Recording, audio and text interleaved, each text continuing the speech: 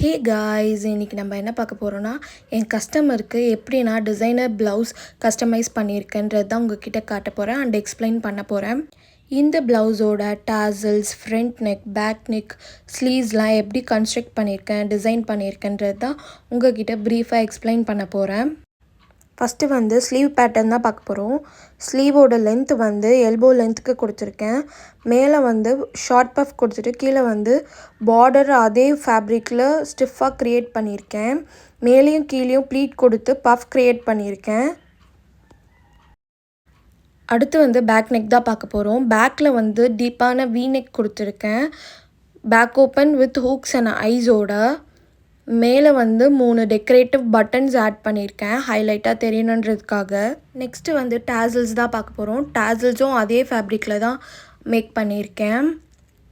இந்த டாசல்ஸ் பேர் வந்து ஃப்ளவர் டாசல்ஸ்ன்னு சொல்லுவாங்க. ரொம்ப எலிகண்ட்டாக இருக்கும், கொஞ்சம் மாடர்ன் லுக்லேயும் இருக்கும். நெக்ஸ்ட்டு வந்து ஃப்ரண்ட் பார்ட் தான் பார்க்க போகிறோம்.